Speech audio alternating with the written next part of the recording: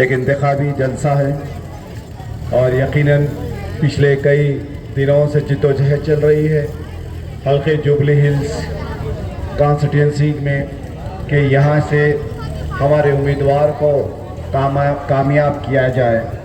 मजलिस इत्तेहादुल मुस्लिमीन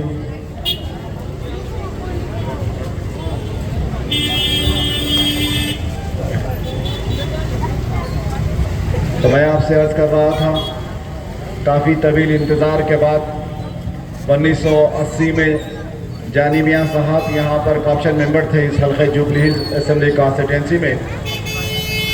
उस दौर से 1980 के तहत से मजलिस इत्तेहादुल मुस्लिमीन एक जिद्दोजहद का सफ़र आगाज़ की और कई बार बल्दी इंतखाबात में कामयाबी को दर्ज कराई अपनी। और आज भी हमारे इस मुकाम पर 2 कॉरपोरेटर हैं और एक कॉरपोरेटर है। ये 2 कॉरपोरेटर जनाब राशिद फराज साहब और मरहूम मोहम्मद शरीफ साहब और बोरा बंडे से नरसिंह राव साहब थे। अभी इस बार नहीं है, इंशाल्लाह अगली बार आ जाएंगे।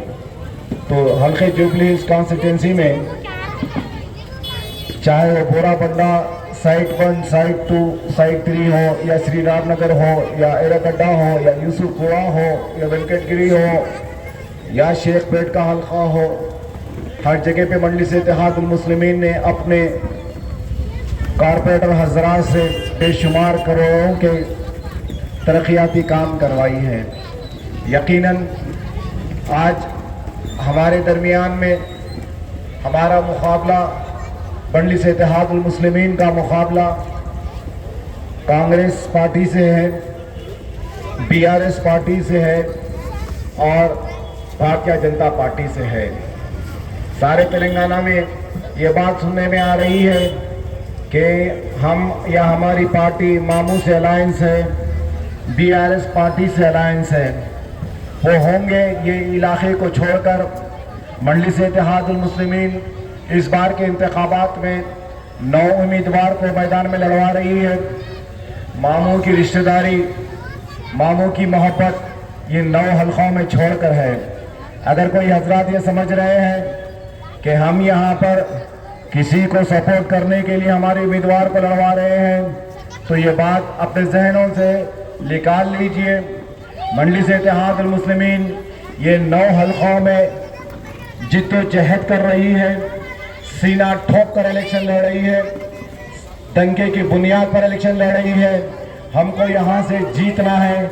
हमारे 2 कॉरपोरेटर मौजूद हैं यहाँ पर और सदर मजलिस पिछले कई ज़माने से जुबली हिल्स में इस हल्के में आना है जाना है उनका और कई सारे तरक्याती कामों का इनाग्रेशंस कर चुके हैं। नकीब मिल्लत कई बार यहाँ पर पैदल दौरे हो रहे हैं। इंतखाबी मुहिम में अकबरुद्दीन अवैसी साहब के पैदल दौरे हो रहे हैं।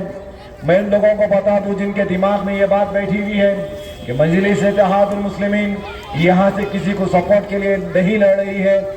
मजलिस इत्तेहादुल मुस्लिमीन का मुकाबला बीआरएस पार्टी के कैंडिडेट से है। मजलिस इत्तेहादुल मुस्लिमीन का मुकाबला कांग्रेस पार्टी के कैंडिडेट से है, कप्तान से। मजलिस इत्तेहादुल मुस्लिमीन का मुकाबला भारतीय जनता पार्टी से है। आज हमको ये बात को महसूस करना है कि कुल हिंद मजलिस इत्तेहादुल मुस्लिमीन के मौजूदा 7 रुकने असम्बली है और इंशाअल्लाह ताला 8वीं सीट इंशाअल्लाह ताला अल्लाह ने चाहा तो ये हल्के जुबली हिल से कामयाब होगी। 8वां एमएलए हमारा राशिद फराज बनेंगे जुबली हिल्स असेंबली कॉन्स्टिट्यूंसी से। यकीनन आज सारे हिंदुस्तान की नजरें तेलंगाना के राज्य पर लगी हुई है। इस राज्य में मजलिस इत्तेहादुल मुस्लिमीन का अपना एक मौक़ूफ़ है। इस रियासत में मजलिस इत्तेहादुल मुस्लिमीन का अपना एक मौक़ूफ़ है। इस रियासत में मजलिस इत्तेहादुल मुस्लिमीन का हेडक्वार्टर है। हर जगह से यही सोच रहे हैं लोग कि इस बार मजलिस इत्तेहादुल मुस्लिमीन के 8वीं सीट हो सकती है या नहीं हो सकती। हम जहां भी दूसरी रियासतों में इंतखाबात के लिए जाते हैं लोग एक सवाल जरूर करते हैं कि बरसों बरस से मजलिस इत्तेहादुल मुस्लिमीन के 7 से 8 सीट क्यों नहीं हो रहे हैं। मेरे अजीजों, मेरे मोहतरम बुजुर्गों, ये 7 से 8वीं सीट आपके दरमियान में कामयाब होने जा रही है। राशिद फरासुद्दीन साहब एक मजबूत कैंडिडेट है, जिनको नकीब मिल्लत ने बहुत सोच समझ कर यहाँ का उम्मीदवार बनाया, बहुत सोच समझ कर यहाँ का टिकट दिया। और ये राशिद फराज साहब शेखपेट के मौजूदा कारपोरेटर, एक मजबूत कारपोरेटर है। जीएचएमसी में 100 कारपोरेटर में मजबूत कारपोरेटर, सब में ज्यादा डेवलपमेंट का काम करने वाली शख्सियत, सब में ज्यादा जल्दी बरकी आबरसानी का काम करवाने वाली शख्सियत, सब में ज्यादा तरक्याती काम कराने वाली शख्सियत, ऐवान में लड़कर, ऐवान में जुस्तजू कर कर, ऐवान में कोशिश कर कर, बल्दी ऐवान में हल्के शेखपेट के डिवीजन में सब में ज्यादा काम करने वाली शख्सियत का नाम है राशिद फराज। अरे आज हमको काम करने वाले लोग चाहिए, आज हमको जमीन से जुड़े हुए लोग चाहिए, आज हमको अपनी बस्तियों में घूमने फिरने वाला, इन बस्तियों की हिफाजत करने वाला रुकने असेंबली चाहिए। आज जरूरत है, इस जुबली हिल्स हल्के में कई सारी अभी तरक्याती काम अभी होना बाकी है। इस जुबली हिल्स हल्के में कई रोड वाइंडिंग के काम अभी बाकी है। इस जुबली हिल्स हल्के में कई सारे मास्टर प्लान और ब्रिजेस का काम अभी बाकी है। इस जुबली हिल्स हल्के में हर डिवीजन में एक नायाब हॉस्पिटल डालना का काम अभी बाकी है। इस जुबली हिल्स हल्के में हर डिवीजन में एक स्कूल का होना जरूरी है, वो काम बाकी है। इस जुबली हिल्स हल्के के कई सारे बेशुमार तरक्याती काम अभी होने वाले हैं और मजलिस इत्तेहादुल मुस्लिमीन के पास एक मजबूत मंसूबा है कि जुबली हिल्स हल्के के रहने वाली आवाम को बेशुमार सहूलतों से नवाजा जाए। यहाँ के मौजूदा एमएलए बीआरएस पार्टी के, इन्होंने पिछले 10 बरस में जुबली हिल्स हल्के को तबाह कर रख दिया, जुबली हिल्स हल्के को बर्बाद कर रख दिया। एक एमएलए का जो बजट होता है वो बजट का भी इस्तेमाल सही ढंग से नहीं कर सके। एक एमपी के बजट में से जो ले सकते थे, एमपी के बजट में से भी काम नहीं कर सके। एमपी के बजट में भी, एमपी के बजट को इस्तेमाल कर कर काम नहीं कर सके। जनरल बजट को जा सकते थे, जनरल बजट को भी नहीं गए। अरे ये मौजूदा एमएलए, इनको धंधा करना है, पैसा कमाना है, लैंड ग्रैबिंग करना है, लूट मार करना है, मुसलमान को हिंदू से लड़ाना है, हिंदू को मुसलमान से लड़ाना है, नौजवान बच्चों को डरा कर रखना है, नाहक के केसों में मुलविस करना है, पुलिस को रखकर, पुलिस को घरों पर भिजाकर बच्चों को डरा कर काम करवाना है। ये इनकी फितरत है, ये इनके काम करने का तरीका है, ये इनके काम करने का सलीका है।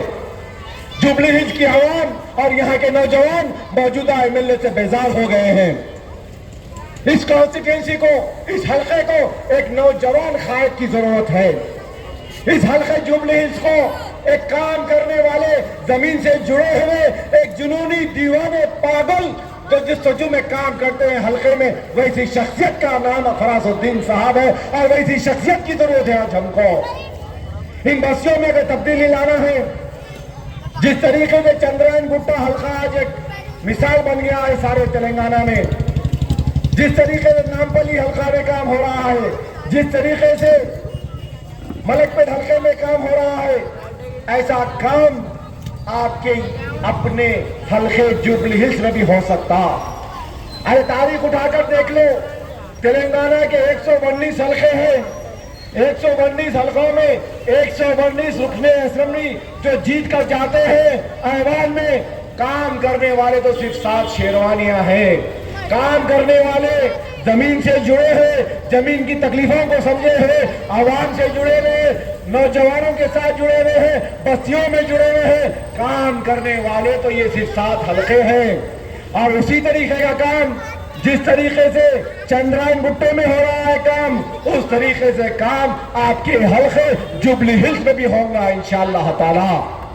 अरे आप अपने वोटों का इस्तेमाल अपनी जमात के हक में करिए, अरे ये आपकी अपनी मतायजीज है, ये आपकी क़यादत है, ये आपकी पार्टी है। बीआरएस पार्टी को हम जिताए। 2018 में हम यहां से नहीं लड़े। 2014 में मजलिस इत्तेहादुल मुस्लिमीन करीब आकर हार गई, मगर इस बार के मौके को मैं तमाम महले जात के लोगों से गुजारिश कर रहा हूं, मैं तमाम नौजवानों से गुजारिश कर रहा हूं, इस बार के मौके को मत गंवाइए। ये 2023 है, 2023 में अपनी सभों में इत्तेहाद को कायम रखिए।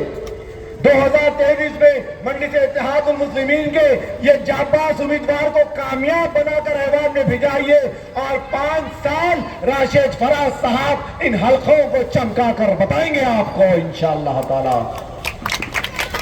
अरे वक्त आ गया है बदलाव का, वक्त आ गया है तब्दीली का, वक्त आ गया है हमको हमारी 8वीं सीट को हासिल करने का।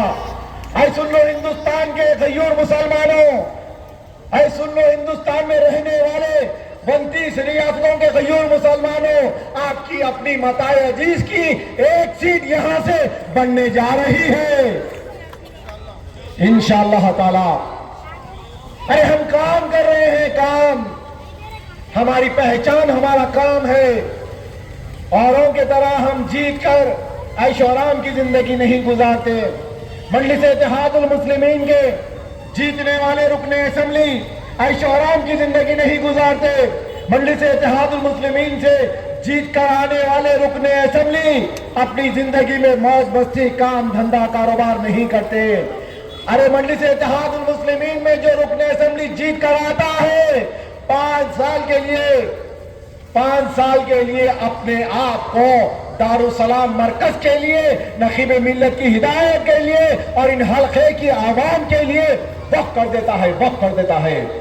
अरे ये हमारा मिजाज है काम करने का, ये हमारा सलीका है काम करने का, ये हमारा तरीका है काम करने का। अरे हम घर छोड़े, दार छोड़े, बीवी बच्चों को छोड़े, काम कारोबार को छोड़े, भूखे प्यासे मारे मारे हल्के में फिर रहे, एक जुनूनियों की तरह, एक पागलों की तरह, एक दीवानगी की तरह। अरे ऐसा ही मिलने चाहिए आपको, इस तरीके से काम कर सके जैसा। जो लोग यहाँ पर पढ़े लिखे हैं, जो लोग यहाँ पर सोशल मीडिया से वाकिफ हैं, गुज़िश्ता 10 बरस में यह बीआरएस का एमएलए अगर कहीं पर काम किया तो ये उनके एरिया में काम किया, कहीं पर कुछ काम हुआ तो उनकी बस्तियों में काम हुआ, कहीं पर किसी को फायदा हुआ इस बीआरएस के एमएलए से तो उन लोगों को फायदा हुआ, हमारी बस्तियों में तो कभी नहीं आए। मैं आप लोगों से सवाल करता हूं, इन चौरस्तों पर या इस चौरस्ते पर कभी आपके एरिया एमएलए को 10 साल में देखे हैं आप लोग? मैं आपसे सवाल कर रहा हूं। मांगटी गोपीनाथ नाम है उनका, नाम भी याद है ही नहीं आपको? बीआरएस का एमएलए कभी ये चौरस्ते पे देखे आप उसको? कितने लोगों के पास उनका मोबाइल नंबर है बताइए आप? ये मजमे में से अगर किसी 2 शख्स के पास भी मांगटी गोपीनाथ का मोबाइल नंबर है तो हाथ उठाइए। फिर से एक बार पूछ रहा हूं मैं, इस कोने से लेके उस कोने तक, यहां से लेके वहां तक, अगर किसी हजरात के पास आपके एरिया एमएलए का मोबाइल नंबर है तो हाथ उठाइए। मैं जानता हूं किसी के पास आपके एमएलए का नंबर नहीं है। अब मैं ये सवाल करता हूं आपसे कि शेखपेट की आवाम, शेखपेट के रहने वाले, डिवीजन में रहने वाले ये 35-40 हजार लोग, कितने लोगों का राशिद फराज का नंबर है आपके पास? मैं दावे से कहता हूं जितने सोसाइटीज है यहाँ पर, जितने बिल्डिंग्स है यहाँ पर, जितने कॉलोनीज है यहाँ पर, कम से कम 20,000 लोगों के पास आपके कॉर्पोरेटर साहब राशिद फराज साहब का मोबाइल नंबर है उनके पास। अरे काम करना जानते हैं हम आवाम के दरमियान में रहते हैं, आवाम की खिदमत करते हैं। आवाम तलब करके मोबाइल नंबर लेती है, आवाम रास्ते में रहती है, लाइट चले गई तो फोन आता है हमको, होरी भर गई तो फोन आता है हमको, सड़क टूट गई तो फोन आता है हमको, पुलिस का जुल्म हो रहा है तो फोन आता है हमको। जरूरियात जिंदगी में कुछ भी शोबे हयात में, किसी शोबे हयात में अगर जरूरत पड़ जाती है तो कारपोरेटर को फोन आता है, रुकने असेंबली को फोन आता है, नकीब मिल्लत को फोन आता है। और ना सिर्फ शेख राशिद फराज साहब, बल्कि मैं यूं कहूं तो गलत ना होगा, ये शेख पेट की आवाम के पास हजारों लोगों के पास नकीब मिल्लत का मोबाइल नंबर है, हजारों लोगों के पास बैरिस्टर असदुद्दीन ओवैसी साहब का नंबर है। अगर कहीं पर राशिद फराज साहब मसरूफ रहे, अगर राशिद फराज साहब ड्राइविंग में रहे या ऐवान में रहे या नमाज में रहे, उन्हें फोन नहीं उठाते, सीधा आप लोग नकीब मिल्लत को फोन करते हैं। फिर नकीब मिल्लत राशिद फराज साहब को फोन कर लाइन पर कॉन्फ्रेंस में बात करते हैं। क्या आप कभी गोपीनाथ से बात किए? ऐसा गोपीनाथ से फोन नहीं उठाया तो केटीआर को फोन किए आप, केसीआर को फोन किए आप, केसीआर या केटीआर गोपीनाथ को कॉन्फ्रेंस में लेके काम करवाया कभी आपका? नहीं मेरे भाई, नहीं कराया, मुझे मालूम है, नहीं करा सकता, मुझे मालूम है। अरे ये क़यादत का दर्द है, क़यादत का दर्द। हमको हमारे लोगों से मोहब्बत है। अरे हम अगर जीतते हैं आपका वोट लेकर तो एक एक वोट का हक अदा करते हैं, हम आपके एक एक वोट का हक अदा करते हैं। जिन लोगों ने हमको वोट दिया और जिन लोगों ने हमको वोट नहीं दिया, दोनों सूरतों में मजलिस इत्तेहादुल मुस्लिमीन आपकी जमात है। वोट देने वालों का भी काम करते हैं हम, वोट नहीं देने वालों का भी काम करते हैं हम, मगर ये बात बदलाव का वक्त है, वक्त का तकाजा है मेरे भाई, वक्त का तकाजा है। अभी हमारे यहाँ 5-6 दिन बचे हुए हैं। अगर आप लोग जस्तजू करेंगे, आप लोग मेहनत करेंगे तो हमारी 8वीं सीट हो सकती है। राशिद फराज साहब जीतकर ऐवान में जाकर आपकी नुमाइंदगी कर सकते हैं, आपकी आवाज बन सकते हैं। ऐवान में बल्दिया में भी बैंड बजाएंगे और उसके बाद ऐवान असेंबली में भी बैंड बजाएंगे शेख पेट के लिए और जुबली हिल्स हल्के के लिए। अरे समझो मेरे भाई, ये एक छोटी सी क़यादत है, एक छोटी सी जमात है, नमक के कंकर की जितनी उतनी। ये छोटी सी क़यादत सारे हिंदुस्तान का 30 करोड़ गयूर मुसलमान मुंतजिर है छोटी सी क़यादत का। तादाद माने नहीं रखती मेरे भाई, तादाद माने नहीं रखती। क़यादत के लिए नीयत माने रखती है, जज्बा माने रखता है। अरे हमारे पास एक अच्छी नीयत है काम करने की, हमारे पास एक अच्छा जज्बा है काम करने का। आज यही लोग आप लोगों के इतिहास से, आप लोगों के इतिहास की वजह से राजस्थान के मुसलमान इंतजार में है, मध्य प्रदेश के मुसलमान इंतजार में है, उत्तर प्रदेश के मुसलमान, महाराष्ट्र के मुसलमान इंतजार में है, मजलिस इत्तेहादुल मुस्लिमीन की आमदनी के लिए इंतजार कर रहे हैं। अरे ये आप ही का तो इत्तेहाद है हैदराबाद के गयूर मुसलमानों का, जो सारे हिंदुस्तान के गयूर मुसलमानों के लिए उम्मीदगाह बनी हुई है। इस मुल्क के 28 दीगर रियासतों में कहीं कुछ हो जाता है तो नकीब मिल्लत के पास आते हैं और कहीं कुछ हो जाता है तो नकीब मिल्लत दौड़ते हुए जाते हैं। अरे तादाद माने नहीं रखती मेरे भाई, क़यादत के लिए जज्बा होना। हम यहाँ पर इस मुल्क हिंदुस्तान में अक़लियतों में हैं, अक़लियतों में। हमारी तादाद इतनी तो नहीं कि 119 MLA इस रियासत के, जिसमें से हम 40 या 50 से कामयाबी हासिल कर सके। हमारी तादाद इतनी तो नहीं इस रियासत तेलंगाना में या 15 या 20 MLA कामयाब होकर जा सके अवाम को। हम यहाँ, हमारी तादाद यहाँ पर अक़लियतों में है। 60-65 लाख की तादाद में 7 हल्कों में कामयाबी हासिल हुई। 119 हल्कों में 7 हल्कों में अभी हमको कामयाबी हासिल हुई। दिल पे हाथ रखकर बताइए, क्या ये 7 शेरवानी ऐवान असेंबली में पूरे तेलंगाना के मुसलमानों की तहफ़्फ़ुज़ करते हैं या नहीं? ये 7 MLA पूरे तेलंगाना के मुसलमानों की आवाज है या नहीं? पूरे मुसलमानों का विखार है, पूरे मुसलमानों के अक़लियतों की शान के लिए लड़ते हैं, अज़ा के लिए लड़ते हैं, मदरसों की हिफाजत के लिए लड़ते हैं, एक साथ सिविल कोड के लिए लड़ते हैं। अरे जहां जहां पर हमको तकलीफ होती है, पहले पुलिस नहीं आती, पहले क़यादत आती है, क़यादत। अरे ये 7 एमएलए हैं, मगर पूरे तेलंगाना के 119 हलकों में रहने वाला, बसने वाला मुसलमान महफूज समझ रहा है, सर उठाकर चलता है, सीना तान कर चलता है। क्यों? क्यों ये 7 हलकों में आपने इत्तेहाद को पैदा किया। ये 7 हलकों में आपके इत्तेहाद की वजह से क़यादत मजबूत हुई।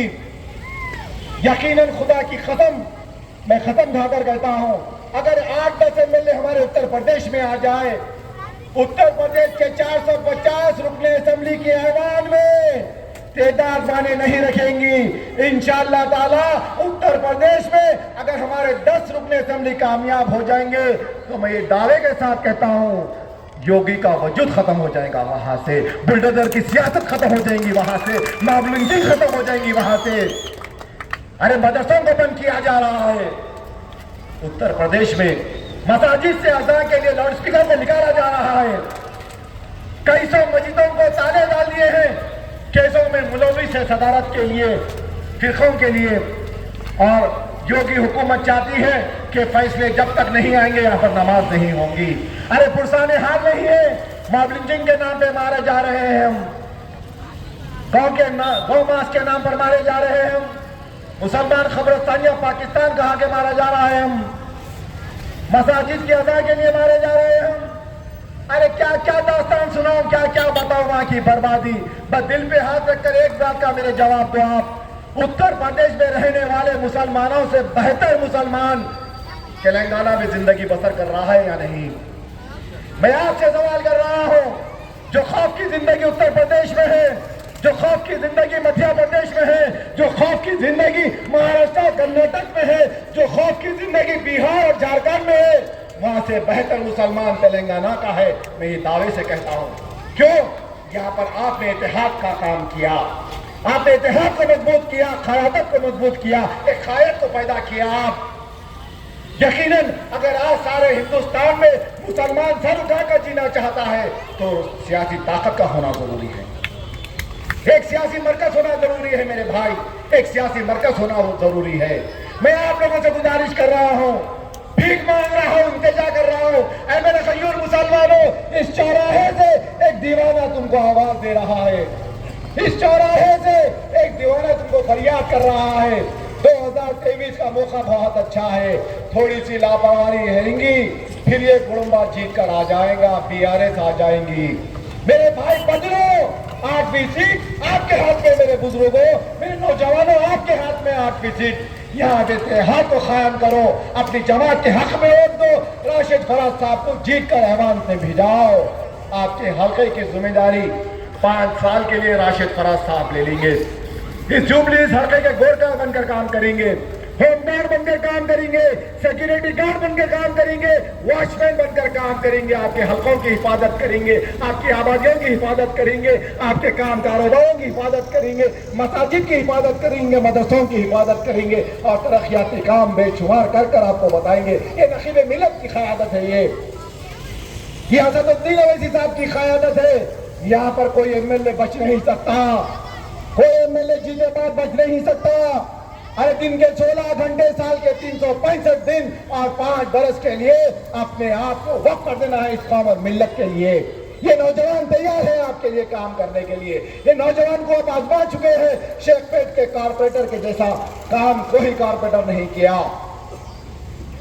इस बार के मौके को मत गवाइए मेरे भाई।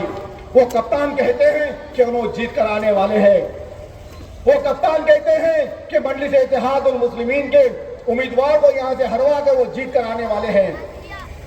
एक बात बताता चलूं आपको, हिंदुस्तान की तारीख है, ये याद रखो मेरी बात को, हिंदुस्तान की तारीख में आज तक कोई स्पोर्ट स्टार, आज तक कोई फिल्म स्टार, आज तक कोई सेलिब्रिटी क़यादत में कामयाब नहीं हुआ, सियासत में कामयाब नहीं हुआ। ये मैं दावे से कहता हूं, अगर कोई कामयाब हुआ तो एक नाम बताइए मुझे आप, चाहे वो फिल्म स्टार धर्मेंद्र हो, अमिताभ बच्चन हो, जया भाद्री हो, रेखा हो, गोविंदा हो, सनी देओल हो, कोई एक फिल्म स्टार, कोई एक स्पोर्ट स्टार सियासत में कामयाब नहीं हुआ। अरे मेरे भाई, मिजाज होना है, दर्द होना है, दर्द अंदर गरीब की तकलीफ की पहचान होना है, गरीब के दुख की पहचान होना है, गरीब के दर्द की पहचान होना है।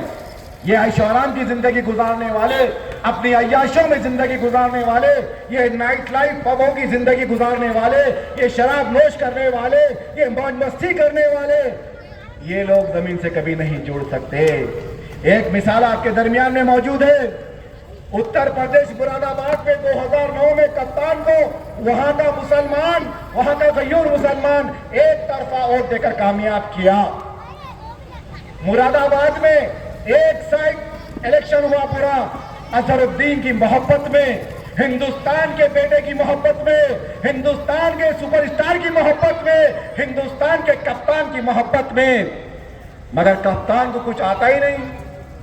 उन्होंने समझे कि मौज मस्ती में एक और इजाफा हो जाएगा, उन्होंने समझे कि अपनी जिंदगी के ऐशो आराम में एक और इजाफा हो जाएगा।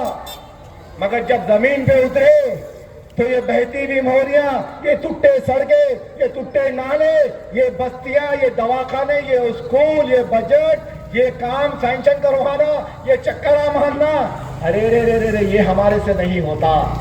जो भागे मुरादाबाद से 5 साल में 5 बार भी अपने असेंबली पार्लियामेंट कॉन्स्टिट्यूंसी में नहीं गए, ये मैं नहीं कह रहा हूं, विकिपीडिया पर है, इंटरनेट पर रिकॉर्ड है ये। वहां की आवाम गुमशुदा के पोस्टर्स लगाई दीवारों पर, एक जगह 2 जगह नहीं, पूरे मुरादाबाद पार्लियामेंट कॉन्स्टिट्यूंसी में तलाशे गुमशुदा our member of parliament Mohammad Azharuddin. अगर किसी हजरत को कहीं मुरादाबाद में दिख गए तो इस नंबर पे राब्ता पैदा करिए, ये पोस्टर्स लगाए गए। अरे बदुआएं दे रही वहां की आवाम, जो सोचकर तुमको जिताई तुम वहां से गायब हो गए। और तुम उनकी तकलीफ को नहीं समझे, तुम उनके दर्द को नहीं समझे। 5 बार पार्लियामेंट को अटेंड नहीं किए। ये मौज मस्ती में रहने वाले नवाब हैदराबाद से उठकर दिल्ली जाकर सेशन अटेंड कर 1 हफ्ते के बाद हैदराबाद को आना, ये 1 हफ्ते की मेहनत इनसे 5 बार भी नहीं हुई। कोई पार्लियामेंट के सेशन में अटेंड नहीं किए। तो ये हमारी क़यादत करेंगे, ये हमारे हल्के की क़यादत करेंगे। फिर उसके बाद फिर एक बार इलेक्शन लड़े माधोपुर से, राजस्थान से, मगर वहां की आवाम बहुत होशियार निकली। मुरादाबाद के लोगों से रास्ता पैदा किए, बोले कि तुम्हारा एमपी इधर हमारे पास आया, क्या करना। तो मुरादाबाद की आवाम बोली पैर के जूतों से स्वागत करो उनका। और हकीकतन राजस्थान में चप्पलों का, जूतों का हर उनके फोटोओं पे लगाकर उनको भगा दिए, वहां से हार गए। अब यहां पर तेलंगाना में कोई इनके दिमाग में बात बिठा दिया, अरे दिल्ली को जाना नहीं होता, मुरादाबाद उत्तर प्रदेश जाना नहीं होता, राजस्थान माधोपुर जाना नहीं होता, अरे ये तो मेरे घर के बाजू की जगह है, आज एमएलए बन जाऊंगा। पूरी रियासत के 132 हल्कों में मजलिस इत्तेहादुल मुस्लिमीन के 6-7 हल्के छोड़े बाद एक लावारी सीट बची हुई है जुबली हिल्स। चलो यहाँ का एमएलए काम नहीं किया, यहाँ से ठहर जाऊंगा और यहाँ की आवाम मुरादाबाद की आवाम के जैसा मुझे वोट देंगी और मैं कामयाब हो जाऊंगा। और कामयाब हो गए बाद वो इनके दिमाग में ये भी बात बिठा दिया कि कांग्रेस यहाँ से हुकूमत कायम कर ली तो तुमको मिनिस्ट्री भी मिल जाएंगी। अरे वाह, ये तो सोने की काल मिल गई। लाल बत्ती भी आ गई, गनमैन भी आ गए, सिक्योरिटी आ गई और अपना घर अपनी जगह बिना काट लेते फिरेंगे, मौज मस्ती कर लेंगे। नहीं मेरे भाई, क़यादत ऐसी नहीं होती, क़यादत ऐसी नहीं होती। अगर कोई शख्स ये सोच रहा है कप्तान को वोट देंगे, कोई शख्स ये सोच रहा है कि नाम बड़ा है, कोई शख्स ये सोच रहा है कि चेहरा बड़ा है, तो धोखे में मत आइए। इस चेहरे के, इस नाम के, हमको जमीन से जुड़ा हुआ शख्स चाहिए, हमको हमारी खिदमत करने वाला चाहिए, हमको हमारे मसाइल को हल कराने वाला चाहिए, हमको जितने हुकूमत से मिलने वाली सहूलतें हैं वो सहूलतों को दिलाने वाला शख्स चाहिए। और पूरे मजलिस इत्तेहादुल मुस्लिमीन में हल्के जुबली हिल्स में राशिद फराज जैसा जाबाज कैंडिडेट को दूसरा नहीं था हमारे पास। एमायम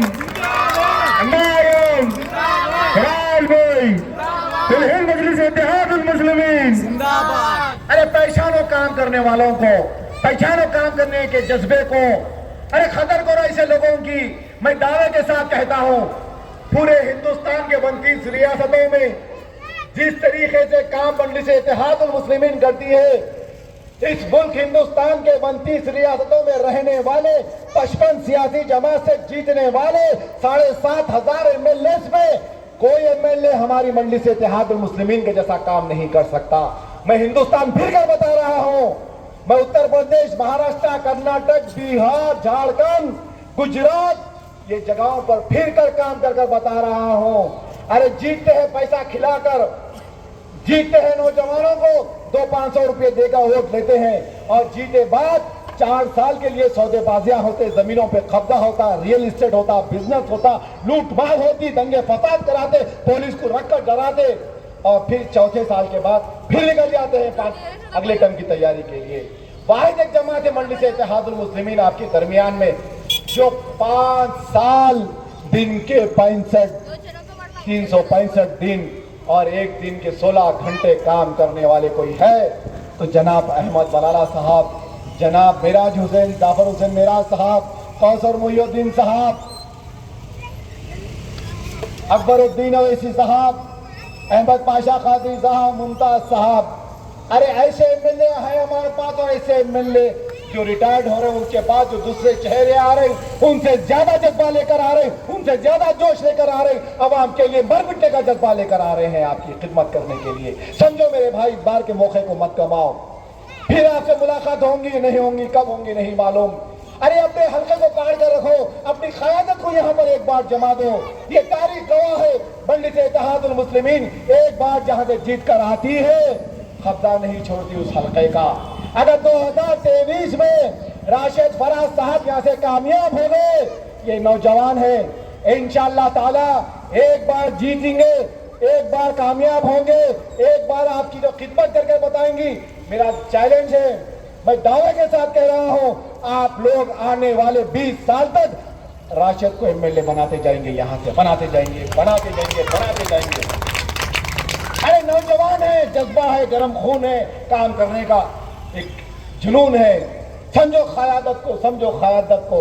आज कांग्रेस कहती है कि अक़लियतों का बजट, माइनॉरिटी डिक्लेरेशन करी कांग्रेस आज, और ये बता रही है कि हम 4000 करोड़ माइनॉरिटी का बजट रखेंगे।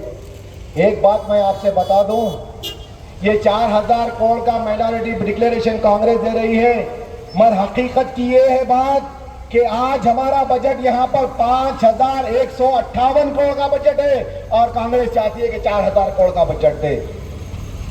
5158 करोड़ का बजट है हमारा, और कांग्रेस कह रही है कि 4000 करोड़ का बजट दे।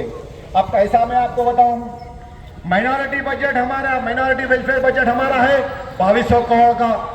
इसके बाद इसमें चीफ मिनिस्टर रिलीफ फंड से, आरोग्यश्री से, रैतु बंधु से, ऐसे कई बेशुमार एजुकेशन लोन से, education, higher study, information and technology and abroad coaching से जितने स्कीम हुकूमत दे रही है, और जितने माइनॉरिटीज के ऊपर इस हिसाब किताब हुआ, तो आज ही हमारे छोटे खास बता रहे थे कि माइनॉरिटी का बजट पूरे तेलंगाना में 5158 करोड़ का बजट है। तो कांग्रेस आज कह रही है कि हम 4000 करोड़ का बजट देंगे। अच्छा, 4000 करोड़ का बजट देने की बात कर रहे हैं, तो राजस्थान में क्यों नहीं दे रहे हैं? तेलंगाना में दे रहे हैं आप 4000 का डिक्लेरेशन, राजस्थान में क्यों नहीं दे रहे हैं आप? वहां भी है। मध्य प्रदेश में क्यों नहीं दे रहे माइनॉरिटी डिक्लेरेशन? वहां भी आप है। मिजोरम में क्यों नहीं दे रहे हैं आप? वहां भी इलेक्शन लड़े आप। खाली तेलंगाना में ही क्यों दे रहे हैं? ये सवाल पैदा होता ना भाई। जब आप 4 जगह इलेक्शन लड़े हैं, मिजोरम में लड़ रहे, राजस्थान में लड़ रहे, मध्य प्रदेश में लड़ रहे और तेलंगाना में लड़ रहे, और माइनॉरिटी का बजट 4000 करोड़ यहाँ बात कर रहे हैं आप। क्यों वहां पर मध्य प्रदेश में मुसलमान नहीं है, राजस्थान में मुसलमान नहीं है, मिजोरम में मुसलमान नहीं है क्या? यहाँ पर बजट इस वजह से दे रहे हैं कि यहाँ इनका बाप है अवैसी। यहाँ पर बजट इसलिए डिक्लेयर कर रहे हैं कि यहाँ क़यादत है। यहाँ पर बजट इसलिए डिक्लेयर कर रहे हैं कि यहाँ मुसलमानों का इत्तेहाद है।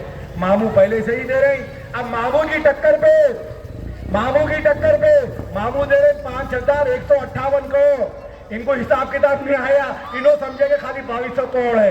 2200 करोड़ भी आज बजट डिक्लेरेशन करे कि 4000 करोड़ का। अरे मामू भी क्यों दे रही? या मामू की गाड़ी चलाना है अवैसी साहब? मामू की गाड़ी चलाने वाले, मामू की गाड़ी का स्टीयरिंग है बैरिस्टर साहब के पास। अरे हमको क़यादत करना आता, सियासत करने आता। सदियों से कहते सुनते आ रहे हैं कि सियासत हमारे घर की लौंडी है।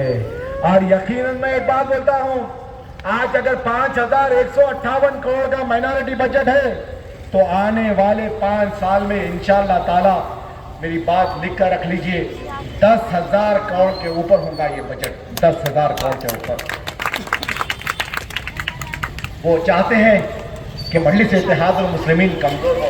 और अंदर की एक बात बोलते मैं चलूं, यहाँ से बहुत सारे लोग हैं, इवन मामू भी चाहते हैं कि मजलिस इत्तेहादुल मुस्लिमीन को धक्का पहुंचे।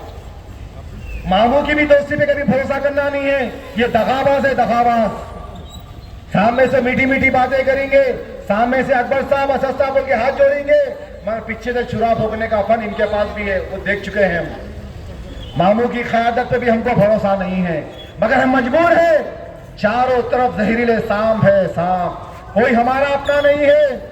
इनकी भी अपनी ख्वाहिश है कि मजलिस इत्तेहादुल मुस्लिमीन का घमंड टूटे, मजलिस इत्तेहादुल मुस्लिमीन का एक रुकन असेंबली कम हो। मेरे भाई, सारा हिंदुस्तान मुंतजिर है आपके जमात की आमदगी के लिए। वो गुजरात का बेबस गयूर मुसलमान दुआ कर रहा है कि नकीबे मिल्लत, जो गुजरात में फसाद हुआ, जो बेमौत मुसलमान मारा गया, अगर आपके जैसा 1 लीडर गुजरात में होता तो नरेंद्र मोदी का वजूद ना होता, वजूद ना होता, वजूद ना होता। अरे क़यादत नहीं है गुजरात में, कोई हमारा अपना नहीं है। उत्तर प्रदेश में बुलडोजर की सियासत चल रही है, क़यादत नहीं है, कोई हमारा अपना नहीं है। मध्य प्रदेश में मॉब लिंचिंग की सियासत चल रही है, हर 4 रोज में कहीं ना कहीं हादसा होता है, किसी ना किसी को कूट कर कुचल कर मारा जाता है। क़यादत नहीं है वहां पर। दुआ करो मेरे भाई, दुआ करो। हम मरने से पहले जितनी जिंदगी अल्लाह हमको दिया, अल्लाह तेरा शुक्र अदा करते हैं। मैं जितने लोग यहाँ पर ठहरे हैं, आपके मेरे इस दुनिया से जाने से पहले हिंदुस्तान के 28 रियासतों में 5-5, 4-4, 10-10 हमारे रुकने असेंबली होंगे, तो इंशाअल्लाह ताला किसी की मां नहीं जनी जो मॉब लिंचिंग कर सके मुसलमान को। किसी की मां नहीं जनी जो मुसलमान की टोपी उछाले या दाढ़ी खींचे। किसी की मां नहीं जनी जो बुर्खे पे एतराज करे, मसाजिद पे एतराज करे, मदरसों पे एतराज करे। अरे बर्बादी की वजह क्या है? कोई फुरसाने हाल नहीं है। हिंदुस्तान के 28 रियासतों में अक़लियत लावारिस से लावारिस, कोई क़ायद नहीं है इनका, कोई सरपरस्त नहीं है इनका, कोई इनका अमीर नहीं है। बड़ी मुश्किलों के बाद खून कत्ल गारत गिरी इस मुल्क हिंदुस्तान के 55,000 फसादात में मेरी आपकी दास्तान लिखी हुई है। हर जगह कट कर हम मरे, हर जगह लुट कर हम मरे, हर जगह बर्बाद हम हुए, हर जगह हमारे बहते हुए लहू की एक दास्तान है। कोई क़यादत नहीं है हिंदुस्तान में। अगर मुसलमान को, हिंदुस्तान में अगर मुसलमान को सर उठाकर जीना है तो सियासी ताकत का होना बहुत जरूरी है। ये बात समझ में आ गई हमको, ये बात समझ में आ गई हमको। आज से पहले हिंदुस्तान का मुसलमान रोटी कपड़ा मकान दुकान बीवी बच्चों के चक्कर में मसरूफ था, मगर आज एक बात समझ में आ गई हमको कि हिंदुस्तान में अगर सर उठाकर जीना है तो अपनी जरूरियात जिंदगी के साथ रोटी कपड़ा मकान दुकान बीवी बच्चे और मंजलिस मंजलिस मंजलिस क़यादत को मजबूत करना है, क़यादत को मजबूत करना है, इत्तेहाद को मजबूत करना है। आप लोगों से इंतजा कर रहा हूँ, भीख मांग रहा हूँ, इत्तेहाद की भीख मांग रहा हूँ। 2023 के मौके को मत गंवाइए। ये मौका जाएगा तो फिर 5 बरस इन बेवों के हाथ में क़यादत रहेगी। 5 बरस ये गैंगस्टर, यहाँ का मौजूदा MLA गैंगस्टर है, गैंगस्टर। लूट मार की सियासत चलेंगी और हमारा पुरसाने हाल नहीं रहेगा। वोट की अहमियत को समझो। 30 तारीख आपका लिए एक जहाद का दिन है। जहाद करिए अपनी नफ्स के साथ, जहाद करिए लैंड में ठहरने के लिए, जहाद करिए वोट डालने और डलवाने के लिए। अरे वक्त आ रहा है, बदल रहा है मेरे भाई। यही इत्तेहाद के इंतजार में हिंदुस्तान के दीगर 28 रियासतों में रहने वाला मुसलमान इंतजार में है, इंतजार। मजलिस इत्तेहादुल मुस्लिमीन तेलंगाना से कामयाब होंगी तो आएंगी उत्तर प्रदेश में, उसके बाद मध्य प्रदेश में, राजस्थान में, कर्नाटक में, महाराष्ट्र में, बिहार में, हर जगह मंडिस को फैलना है। इत्तेहाद को कायम करिए, अपनी सफ़ों से इंतशार को ख़त्म करिए। मंडिस इत्तेहादुल मुस्लिमीन आपकी अपनी जमात है, इस जमात को मजबूत करिए। ये आपका गुरूर है, ये आपका विखार है, ये आपकी शान है।